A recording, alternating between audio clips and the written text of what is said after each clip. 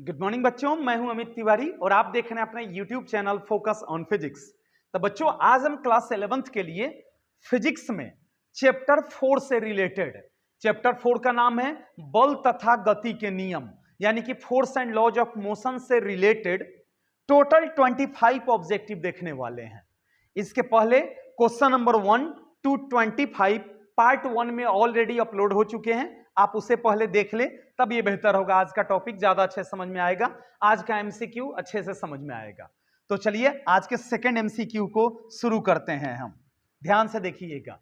Question number 26, change in momentum is equal to, संवेग में परिवर्तन बराबर होता है। तो बच्चों पहला ऑप्शन क्या है? फोर्स। तो फोर्स का फॉर्मूला होता है change in momentum by time. Force का फॉर्मूला होता है change in momentum by time. तो हमें तो निकालना क्या है? चेंज इन मोमेंटम निकालना है। यहां तो टाइम भी है, तो ये नहीं होगा।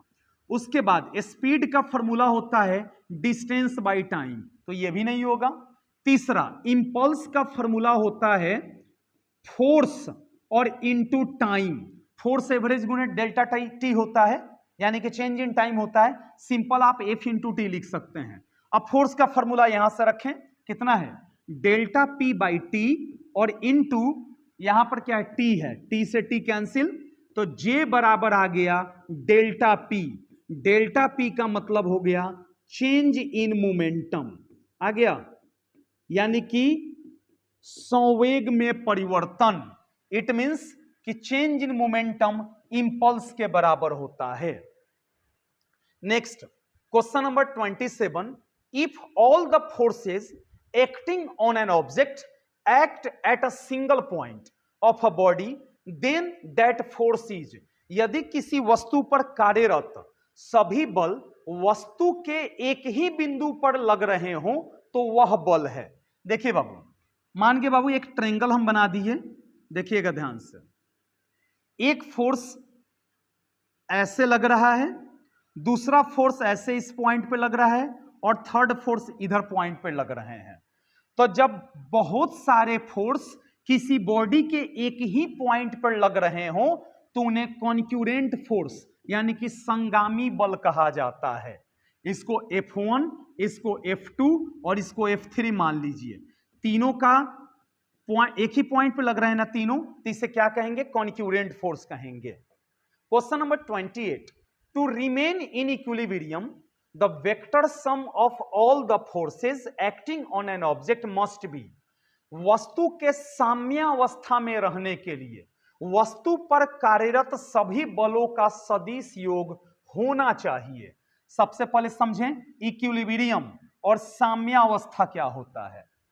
जब वस्तु पर बाहर से फोर्स लगाने पर अगर वस्तु अपने पोजीशन को न बदले, यानी किसी वस्तु पर बहुत सारा फोर्स लगा रहे हैं और वस्तु अपने पोजीशन को नहीं बदल रहा हो, यानी कि रेस्ट में हो तो रेस्ट में ही रहे, और मोशन में हो तो लगातार उसी स्पीड से उसी मोशन से लगातार मूव करता रहे।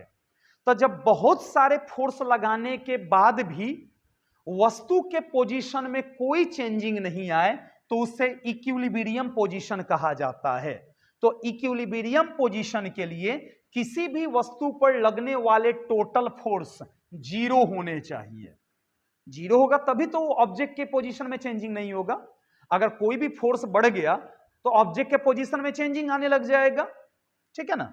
चलिए next, the motion of a rocket is based on the principle of conservation of, यानी कि रॉकेट की गति किसके संरक्षण के सिद्धांत पर आधारित होता है? तो बच्चों ये तो पढ़ा हुआ है, मोमेंटम, यानी कि संवेग संरक्षण के सिद्धांत पर आधारित होता है।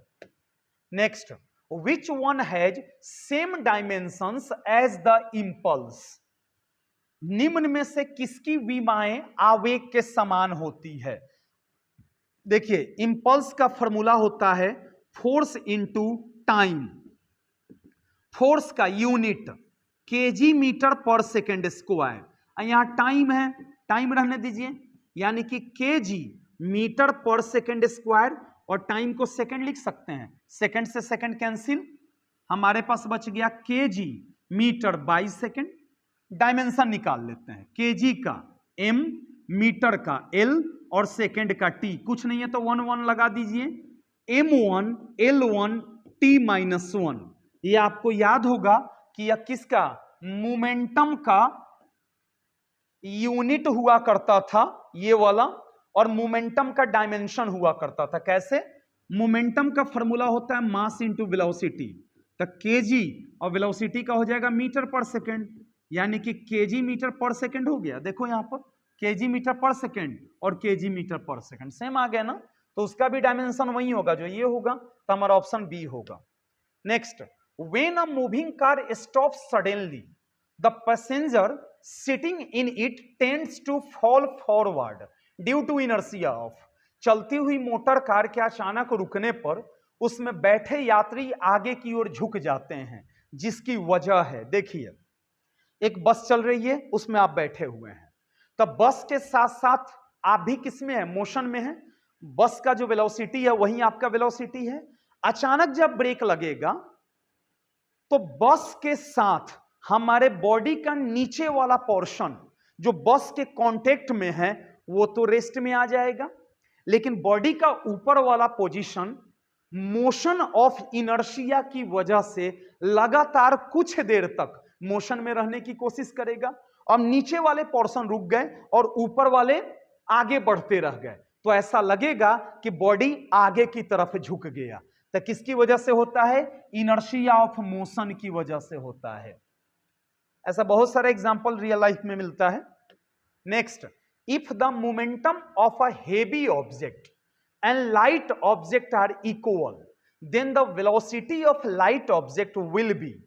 यदि एक भारी वस्तु तथा हल्की वस्तु के संवेग समान हो तो हल्की वस्तु का वेग होगा। देखिए बाबू, दो पोर्शन बना रहे हैं, एक तरफ लिख रहे हैं हेवी ऑब्जेक्ट और एक तरफ लिख रहे हैं लाइट ऑब्जेक्ट। हेवी ऑब्जेक्ट का मास था m1 और वेलोसिटी था v1, लाइट ऑब्जेक्ट का m2 और वेलोसिटी कितना था, v2 था। इसका मोमेंटम p1 और इसका मोमेंटम p2 था। अब क्वेश्चन में कह रहा है कि फर्स्ट का मोमेंटम सेकंड के मोमेंटम के बराबर है, ठीक है ना। तो देख लेते हैं, फर्स्ट का m1 v1, मोमेंटम का फॉर्मूला होता है m इंटू v, तो 1 का निकाल रहे हैं तो m1 v1 और 2 का निकाल रहे हैं तो m2 v2, तो यहां पर हो जाएगा m2 v2। अब इसको लिख सकते हैं m1 बाई m2 और इधर v2 बाई v1। अब क्वेश्चन में क्या कह रहा है कि हेवी ऑब्जेक्ट और लाइट ऑब्जेक्ट में किसका मास अधिक है, हेवी ऑब्जेक्ट का, यानी कि मास 1 ग्रेटर है किसके, मास 2 के। मास 1 ऊपर वाला ग्रेटर है नीचे के, यहां देख उल्टा है ना, ऊपर 1 है नीचे 2 है, ऊपर 2 है नीचे 1 है, यानी कि v2 ग्रेटर होगा v1 के। तो v2 किसका स्पीड था, हल्के वस्तु का, यानी कि हल्के वस्तु का स्पीड या मोशन या वेलोसिटी ज्यादा होगा भारी वस्तु से। देख लिया आपने ना, m1 बड़ा है m2 से, तब v2 बड़ा होगा v1 से। तब v2 किसका स्पीड है, हल्के वस्तु का, तो हल्के वस्तु का स्पीड क्या होगा, अधिक होगा। Next 33, the direction of frictional force and relative motion is. घर्षण बल की दिशा तथा आपेक्षिक गति की दिशा होती है। बाबू देखें, मान के सरफेस हो गया, इस पर एक बॉडी रखा हुआ है और बॉडी को आप इधर खींचना शुरू कर दिए, तो फोर्स ऑफ फ्रिक्शन किधर लगेगा, इधर लगेगा ना, घर्षण बल, और वेलोसिटी आगे की तरफ है। तो वस्तु का मोशन जिस डायरेक्शन में होता है उसके ठीक अपोजिट घर्षण बल का डायरेक्शन होता है, यानी कि फ्रिक्शन फोर्स का डायरेक्शन होता है। तो ऑप्शन होगा opposite, option number B. Next question, frictional forces यानी कि घर्षण बल होते हैं, ऑप्शन कंजर्वेटिव, नॉन कंजर्वेटिव। पहले कंजर्वेटिव और नॉन कंजर्वेटिव समझ लेते हैं। कंजर्वेटिव का मतलब होता है कि जिसके द्वारा किया गया कार्य, ठीक है ना, पाथ पे डिपेंड नहीं हो, उसे कंजर्वेटिव कहा जाता है। और नॉन कंजर्वेटिव जिसके द्वारा किया गया कार्य पाथ पर डिपेंड हो। अब सपोज कीजिए एक प्लेन सरफेस है, इस पर किसी ऑब्जेक्ट को आप खींच रहे हैं, तो फ्रिक्शन लग रहा है पीछे की तरफ, इसको फ्रिक्शन 2 मान लीजिए। अच्छा, एक सरफेस ऐसे है, एक सरफेस ऊंचा नीचा है, इस पर किसी ऑब्जेक्ट को आप खींच रहे हैं, तो इधर का फ्रिक्शन लग रहा है F1। अब आप अंदाजा कर सकते हैं कि जिसका सरफेस ऊंचा नीचा है उसका फ्रिक्शन ज्यादा होगा प्लेन वाले के कंपेयर में, यानी कि फ्रिक्शनल फोर्स किस पर डिपेंड हुआ, पाथ पर डिपेंड हुआ ना, यानी कि ये नॉन कंजर्वेटिव होगा। Next, SI unit of friction is, घर्षण बल के एसआई मात्रक होते हैं। तो बच्चों घर्षण बल एक बल होता है, नाम में ही लगा है, बल लगा हुआ है, फोर्स होता है, और फोर्स का यूनिट होता है केजी मीटर पर second square. Next, maximum value of static friction is called, स्थैतिक घर्षण के अधिकतम मान को कहा जाता है। देखिए बाबू, जब सरफेस ऑब्जेक्ट पर रुका हुआ रहे तो उस समय जो फ्रिक्शन वर्क करता है उसको क्या कहा जाता है, स्टैटिक फ्रिक्शन कहा जाता है। अच्छा, नेक्स्ट, जब ऑब्जेक्ट चलने ही वाला हो लेकिन चल नहीं पा रहा हो, उस पर जो फ्रिक्शन फोर्स वर्क करता है उसको कहा जाता है लिमिटिंग फ्रिक्शन, यानी कि सीमांत घर्षण। और जब वस्तु चलने लग जाता हो उस समय जो फ्रिक्शन काम करता है उसे कहा जाता है काइनेटिक फ्रिक्शन, ठीक है ना। और जब वस्तु गोलाकार हो, उस समय चल रहा हो, उस समय फ्रिक्शन जो लग रहा हो उसको कहते हैं रोलिंग फ्रिक्शन। तो कह रहा है ये जो स्टैटिक फ्रिक्शन है ये काइनेटिक फ्रिक्शन, सॉरी ये लिमिटिंग फ्रिक्शन है, ये लिमिटिंग फ्रिक्शन है, ये काइनेटिक फ्रिक्शन है, और ये रोलिंग फ्रिक्शन है, ठीक है ना। अब आप देखिए, तो जब ये फोर्स, ये जो फोर्स ऑफ स्टैटिक लग रहा है, जब इसका वैल्यू काफी ज्यादा हो जाएगा, जब इसके कंट्रोल का बाहर हो जाएगा, तब ये लगना शुरू हो जाएगा। यानी कि एफएस के मैक्सिमम वैल्यू को लिमिटिंग फ्रिक्शन कहा जाता है। मैक्सिमम वैल्यू के बाद ये चलना शुरू कर देता है, तो हमारा ऑप्शन होगा सीमांत घर्षण बल। Next, unit of coefficient of static friction, स्थैतिक घर्षण गुणांक का मात्रक होता है। बाबू देखिए, म्यू का फॉर्मूला होता है F/N, पढ़े होंगे। म्यू को कहते हैं कोफिशिएंट ऑफ स्टैटिक फ्रिक्शन। ये ऊपर वाला होता है अप्लाइड फोर्स, यानी कि आरोपित बल, और नीचे वाला जो होता है उसको कहा जाता है नॉर्मल फोर्स, यानी कि अभिलंब बल। दोनों तो बल हैं, तो इसका भी न्यूटन और नीचे वाले का भी न्यूटन, कट गया दोनों, और क्या बच गया हमारे पास, नो यूनिट बच गए, यानी कि इसका कोई भी यूनिट नहीं होता है। Next, coefficient of friction is, अभी मिला है कि यूनिट लेस होता है, और जिसका यूनिट नहीं होता है उसके डायमेंशन भी नहीं होते हैं। ऑप्शन ए और बी दोनों सही होगा, यानी कि ऑप्शन सी सही होंगे। Next, question number 39, if the normal force is doubled then the coefficient of friction will be, अगर अभिलंब बल दो गुना हो जाए तो घर्षण गुणांक हो जाता है। देखिए बाबू, यहां पर एक सरफेस ले लिए, यहां पर एक ऑब्जेक्ट को रख दीजिए, तो ऑब्जेक्ट को अर्थ खींचेगी W से, इसी W को वेट कहा जाता है। ठीक इसके अपोजिट एक फोर्स लगेगा जिसको नॉर्मल फोर्स कहा जाता है। तो बच्चों, नॉर्मल फोर्स को बढ़ाने या वेट को बढ़ाने से कोफिशिएंट ऑफ फ्रिक्शन, जिसका फॉर्मूला क्या होता है, म्यू इक्वल टू F/N होता है, इस कोफिशिएंट ऑफ फ्रिक्शन पर कोई असर नहीं होता है। कोफिशिएंट ऑफ फ्रिक्शन जो होता है वो दो चीजों पर डिपेंड करता है, सतह कैसा है, यानी कि सरफेस कैसा है, और सरफेस किस मटेरियल का बना हुआ है, ठीक है ना। सरफेस के प्रॉपर्टी पर डिपेंड करता है, नॉर्मल या वेट पे डिपेंड नहीं करता है, यानी कि इसका आंसर हो जाएगा अनचेंज्ड, अपरिवर्तित रहता है। Next, which of the following is correct for frictional force, इनमें से कौन घर्षण बल के लिए सही है। अभी जस्ट पढ़े हैं, म्यू इक्वल टू होता है F/N, क्रॉस गुना करते हैं, तो F बराबर क्या लिख सकते हैं, म्यू इंटू एन लिख सकते हैं ना। तो यहां F को घर्षण बल आप कह दें, ठीक है ना, घर्षण बल कह सकते हैं, तो F का फॉर्मूला कितना हो जाएगा, म्यू इंटू एन हो जाएगा, यानी कि ऑप्शन नंबर सी सही होंगे। Next question number 41, if mu S mu के और म्यू आर, म्यू एस का मतलब होता है लिमिटिंग फ्रिक्शन यानी कि सीमांत घर्षण गुणांक कहा जाता है। अच्छा, उसी तरह म्यू के को कहा जाता है, यह काइनेटिक फ्रिक्शन के लिए कांस्टेंट यूज किए जाते हैं, यानी कि गतिज घर्षण गुणांक इसको कहते हैं हम। और लास्ट में है रोलिंग फ्रिक्शन, इसको रोलिंग फ्रिक्शन कांस्टेंट कहेंगे हम, कांस्टेंट कहेंगे, यानी कि घर्षण गुणांक कहेंगे हम। अब बताना है, तीनों को ऑर्डर में सजाने हैं। सबसे कम वैल्यू किसका होगा? म्यू आर का, गोलाकार का। वस्तु चल रहा है उसके बाद ये होगा, और सबसे ज्यादा ये होगा क्योंकि ये चलने नहीं दे रहा है। तो म्यू एस का वैल्यू म्यू के से ज्यादा होगा और म्यू के का वैल्यू म्यू आर से ज्यादा होगा, यानी कि म्यू आर का वैल्यू कम होगा म्यू के से और कम होगा म्यू एस से। तो हमारा ऑप्शन नंबर सी सही हो जाएगा।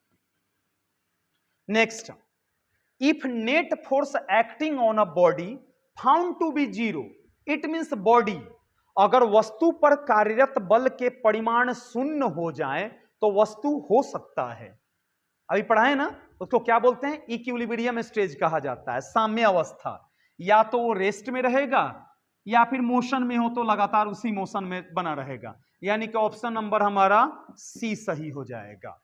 Next 43, what happens to the coefficient of friction if weight of body is doubled.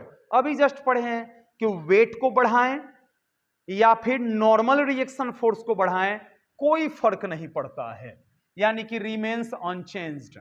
अभी जस्ट पढ़े हैं ना, देखिए यहां पढ़े हैं ना, ठीक है ना, नॉर्मल फोर्स को आप बढ़ाएं या इसको बढ़ाएं, म्यू का वैल्यू कोई फर्क नहीं पड़ने वाला है उसको। Next 44, 1 nanometre is equal to, देखिए बाबू 1 नैनोमीटर बराबर होता है, तो ये जो 10 टू दी पावर -3 है, तो जहां पर -3 लग जाए उसे मिली वर्ड जोड़ते हैं। 10 टू दी पावर -6 लग जाए तो उसको माइक्रो कहा जाता है। 10 टू दी पावर -9 लग जाए तो उसे नैनो कहा जाता है, और -12 लग जाए तो उसे पीको कहा जाता है। क्योंकि मीटर की बातें हो रही हैं तो सब में मीटर लगाते हैं। अब आप देख लें 1 नैनोमीटर कितना के? नैनो 9 सी। Next, angle of friction will equal to, घर्षण कोण बराबर होता है। सबसे पहले घर्षण कोण समझने बाबू, देखिए एक ये सरफेस है, एक ऐसा प्लेन है, इस पर आप ऑब्जेक्ट को रखे हुए हैं, ऑब्जेक्ट गिर नहीं रहा है। अगर हम इसको थोड़ा सा ऊपर उठा दें, ये जो है ना जिस पर वस्तु रखा हुआ है, थोड़ा सा ऊपर उठा दें तो एक सिचुएशन आएगा ना कि ये नीचे गिरना शुरू हो जाएगा। तो मान गए कि हमने जो प्लेन था उसको ऐसे कर दिया, अब वस्तु यहां पर आ गया और वस्तु गिरना शुरू हो जाएगा। तो कह रहा है कि वह एंगल, प्लेन का वह एंगल जिस पर वस्तु स्लाइड होने ही वाला होता है, गिरता नहीं है, लगता है कि अब थोड़ा सा ऊपर किए तो गिर जाएगा, नीचे आ जाएगा, तो उसी एंगल को एंगल ऑफ फ्रिक्शन कहा जाता है। फॉर्मूला होता है म्यू बराबर tan थीटा, ये हो गया एंगल ऑफ फ्रिक्शन। अब म्यू का मतलब होता है कांस्टेंट ऑफ फ्रिक्शन, यानी कि फ्रिक्शन कोफिशिएंट होते हैं, घर्षण गुणांक कहते हैं। तो हमारा ऑप्शन नंबर ए सही होगा। Next, if coefficient of friction is 1/√3, अभी पढ़े हैं म्यू का वैल्यू 1/√3 दिया हुआ है, then the angle of friction will be, अभी जस्ट है कि म्यू इक्वल टू होता है tan थीटा, म्यू का value 1/√3 tan theta, tan theta में 1/√3 किसका होता है? tan 30 डिग्री का होता है, तो tan थीटा हो गया, tan से tan कैंसिल, इसलिए थीटा इक्वल टू 30 डिग्री हो गया। तो हमारा ऑप्शन नंबर ए सही होगा। Next, expression for the centripetal force is, अभिकेंद्रीय बल के लिए व्यंजक होगा। देखिए बाबू, मान के एक सर्कुलर पाथ है, पाथ नहीं है, आप ये क्या करें कि एक धागा में पत्थर बांध करके घुमाना शुरू करें, या क्या होगा, सर्कुलर पाथ में घूमेगा ना, और आपका हाथ बार बार उसको अंदर की तरफ खींच रहा होता है, ठीक है ना। मान के नहीं खींचता तो ये सीधा निकल जाता, यहां पर नहीं खींचता तो सीधा, यहां पर ऐसे निकल जाता, यहां पर ऐसे निकल जाता। अगर हमारा हाथ उसको अंदर की तरफ नहीं खींचता, यानी कि ऐसे करते करते अगर छोड़ दिए तो ऐसे चला जाता ना, इसको रेडियस मान लीजिए, ठीक है ना। तो जब सर्कुलर पाथ पर कोई पार्टिकल घूम रहा हो तो एक्सेलरेशन निकालने का फॉर्मूला होता है v square by R. R का मतलब रेडियस और v का मतलब वस्तु का वेलोसिटी। अब फोर्स निकालें तो m a होता है ना, तो m और हो जाएगा v स्क्वायर बाई आर, तो हो जाएगा mv स्क्वायर बाई आर। इसको सेंट्रीपिटल फोर्स कहते हैं, अभिकेंद्रीय बल। ऑप्शन नंबर बी सही होंगे। Next 48, a body of mass 2 kg sliding on ice with a velocity of 6 meter per second, stopped by friction in 10 seconds, then coefficient of friction is। करे 2 kilogram के द्रव्यमान वाले, यानी कि मास दिया हुआ है 2 kg, जो बर्फ पर 10 मीटर प्रति सेकंड के वेग से फिसल रहा है, तो u दिया हुआ है 10 मीटर पर सेकंड, को घर्षण के कारण 10 सेकंड में रोक लिया जाता है। रोकने पर भी 0 और टाइम कितना 10 सेकंड दिया हुआ है, तो कह रहा है घर्षण गुणांक का मान निकालिए। तो इसका तो फॉर्मूला होता है F बाई N, यानी कि MA बाई कितना mg। F का फॉर्मूला MA और N यानी कि नॉर्मल रिएक्शन फोर्स mg के बराबर होता है। M से M कैंसिल, कितना हो जाएगा A बाई G। तो G का वैल्यू तो हम जानते हैं 10 मीटर पर सेकंड स्क्वायर है, किसका वैल्यू नहीं है, A का वैल्यू नहीं है। तो एक फॉर्मूला यूज करते हैं, v equal to u plus A T. v 0 है, u कितना है 6 है, u 6 है, एक्सेलरेशन नहीं पता, टाइम 10 है, 6 को इधर भेजिए, -6 इक्वल टू 10a, तो a is equal to -6 by 10, यानी कि a बराबर हो जाएगा -0.6।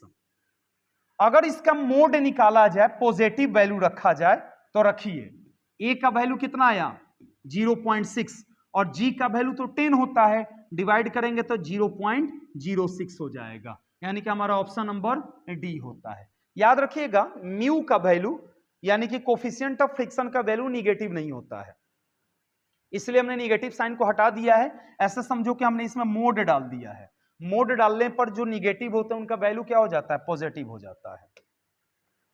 A particle revolves around a circular path, then acceleration of particle is inversely proportional to the। एक कण वृत्ताकार पथ पर घूमता है तो कण का त्वरण अनुक्रमानुपाती होगा। देखिए बाबू, यहां पर एक्सेलरेशन का फॉर्मूला क्या था, v स्क्वायर बाई आर था ना, यानी कि एक्सेलरेशन इनवर्सली था आर के। रेडियस बड़ा होगा एक्सेलरेशन कम होगा, एक्सेलरेशन ज्यादा होगा रेडियस कम होगा, तो यहां पर आपका आंसर हो जाएगा रेडियस। रेडियस बढ़ेगा एक्सेलरेशन घटेगा, ठीक है ना, और रेडियस घटेगा एक्सेलरेशन बढ़ेगा। Next, friction is directly related to Newton's. बाबू देखिए कह रहा है क्वेश्चन में कि घर्षण का सीधा संबंध है न्यूटन के गति के। जब आप किसी वस्तु को आगे की तरफ खींचते हैं तो उसके जस्ट अपोजिट एक फोर्स काम करता है जिसको फोर्स ऑफ फ्रिक्शन कहते हैं, एक्शन रिएक्शन, यानी कि न्यूटन कौन सा law, third law of motion, तीसरे गति नियम से, ठीक है ना। तो बच्चों रहने देते हैं, मिलते हैं नेक्स्ट क्लास में, तब तक के लिए खुश रहिए, सुरक्षित रहिए और सबसे इंपॉर्टेंट पढ़ते रहिए। Thank you so much Babu.